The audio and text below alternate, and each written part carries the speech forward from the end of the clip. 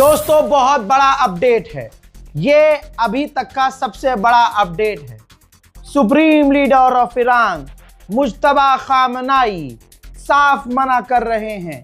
Iranian official ने बताया है कि मुज्तबा खामनाई सीज फायर नहीं चाहते, जंगबंदी की बात नहीं चाहते, वो यानी सीधी बात है, यानी वो बदला चाहते हैं। जैसा पहले कहा गया था कि जनाबे शहीद खामनाई को, अली खामनाई को कत्ल करने के बाद इजराइल और अमेरिका ने अब और अपने लिए मुश्किल पैदा कर दी है, क्योंकि अब जो खामनाई के बेटे आए हैं मुज्तबा खामनाई, ये असल में उनके लिए खतरा है, क्योंकि ये कॉम्प्रोमाइज की बात नहीं जानते, बल्कि ये मिलिट्री से हैं, बैकग्राउंड मिलिट्री है, IRGC से ये जुड़े हुए हैं। तो भैया ये तो हथियारों की जबान जानते हैं।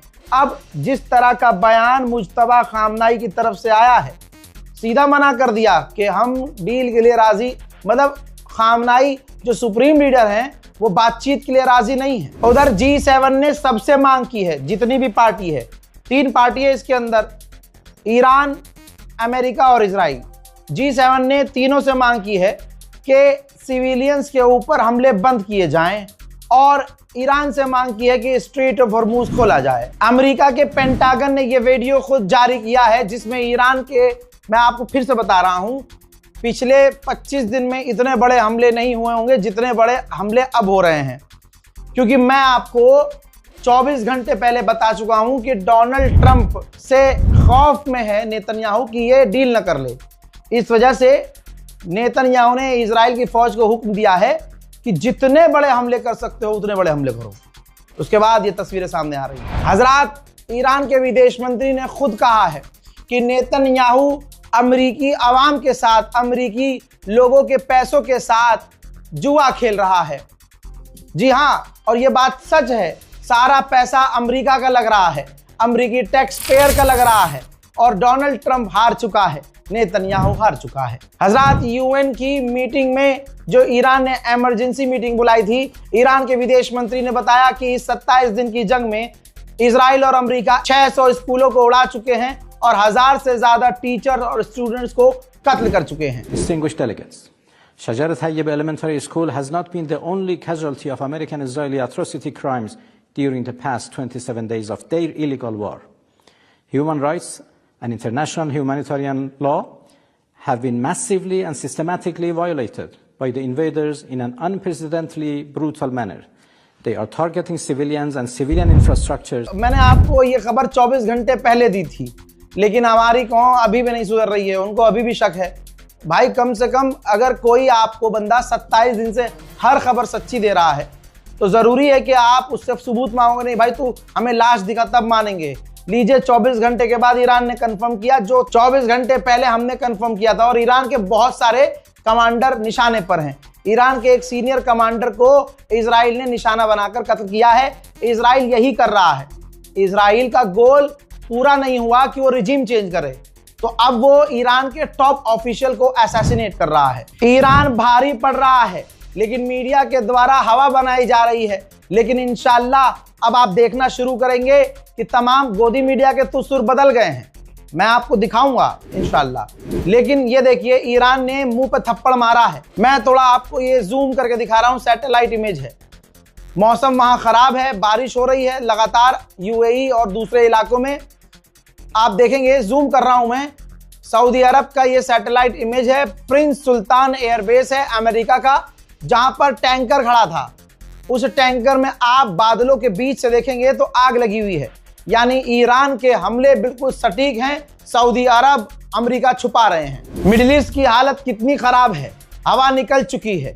अमेरिका के विदेश मंत्री ने कहा है कि हम अपने हथियार और डिफेंस सिस्टम डाइवर्ट कर रहे हैं।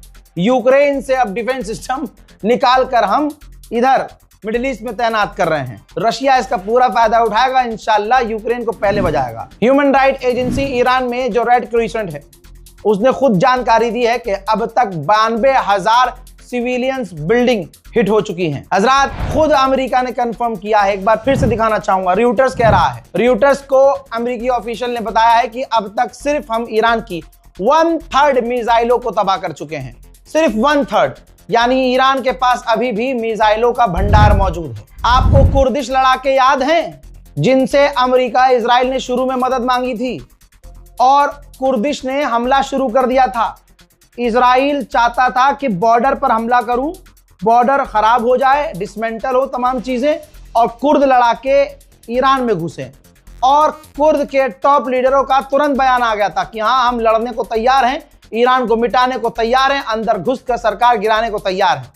ईरान ने पलक झपकने का भी समय नहीं लगाया और इराक के अंदर और बॉर्डर में, इराक के और ईरान के बॉर्डर पे जो कुर्दिश एक्टिविटी थी, कुर्द के जो लड़ाके थे, उन पर भाई बैलिस्टिक मिसाइल्स तक दागना शुरू कर दिया।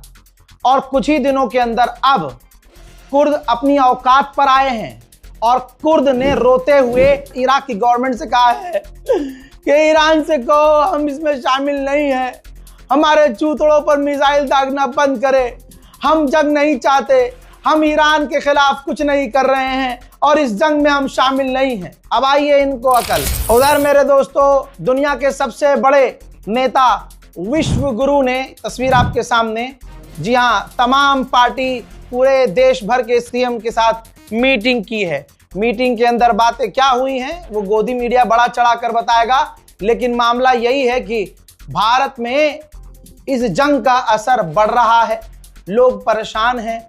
अच्छा, सरकार कुछ भी कहे, लेकिन तस्वीरें ऐसी आ रही, जैसे इस अणुवे को देखिए भाई, सिलेंडर की आरती उतार रहा है, सिलेंडर को चूम रहा है, चाट रहा है, भाई सिलेंडर के हाथ जोड़ रहा है। बताइए, अब अंधभक्तों के ये हालात हैं, अंडुओं के ये हालात हैं, जो कल तक कह रहे थे हम आत्मनिर्भर हैं, आज उनको पता चल गया कि तुम मुस्लिम निर्भर हो। इनको मुसलमानों की गैस चाहिए, लेकिन भारत में इन्हें मुसलमान नहीं चाहिए। अबे पेशाब पियाओ, कुछ तो सोचो और आगे से ध्यान देना, तुम्हारी औकात यही है। गोदी मीडिया के सुर बदल रहे हैं और अंधभक्त पेले जा रहे हैं। खुद बाबा रामदेव ने एक स्पेशल इंटरव्यू में साफ कह दिया, देखिए बाबा रामदेव का समर्थक नहीं हूं मैं, लेकिन दुश्मन कोई जेन्युइन बात करे तो उसको मानना हमारी जिम्मेदारी है। चलिए, आप मानिए या मत मानिए, अंधभक्तों का हाल कितना बुरा होगा। इस बाबा रामदेव का बनाया हुआ गौमूत्र तक अंधभक्त पीते हैं और बाबा रामदेव के कितने सारे प्रोडक्ट में पेशाब निकला है, जिससे हिंदुओं को झटका लगा है। खुद सुप्रीम कोर्ट, हाई कोर्ट ने बाबा रामदेव के प्रोडक्ट्स पर कितने झटके पे झटके दिए हैं। 4 एंकरों ने सवालों के मिसाइल इन पर दागे हैं और बाबा रामदेव ने साफ कहा है कि ईरानी सर कटा लेगा, झुकाएगा नहीं। ईरान के लोग हार नहीं मानने वाले, जितना मैं जानता हूं ईरान हारेगा नहीं। और अंधभक्तों क्या करोगे, किसका पेशाब पियोगे? दिन में 3 बार तो मैं मूती लेता हूं, चाहिए तो बता देना। अब सुनो अपने बाप को। लेकिन खमनेई को नेतन्याहू ने मार दिया, आपको क्या लगता है खमनेई को मारना सही है या गलत? भारत के लोगों को नेतन्याहू के साथ होना चाहिए या खमनेई के साथ? आप किसी व्यक्ति को मार सकते हो, उसके विचार को, उसके दर्शन को, उसकी सोच को, उसके जज्बे को, उसके शौर्य, वीरता, स्वाभिमान को खत्म नहीं कर सकते। मैं बहुत ज्यादा नहीं जानता हूं ईरान के बारे में, लेकिन इतना जरूर जानता हूं, ये प्रॉफिट मोहम्मद साहब के रियल खानदान के लोग हैं, जिनको शिया कहा जाता है। इनको कोई झुका नहीं सकता, इनको कोई मिटा नहीं सकता और इनको हरा भी नहीं सकता। कम से कम 1 नहीं, 1 लाख नहीं, उस करीब 9-10 करोड़ की आबादी के अंदर 1 करोड़ से ज्यादा लोग खामनेई के विचार को पूरे अस्तित्व के साथ, माने रोम रोम से इसको जीते, तो आप कैसे खत्म कर देंगे?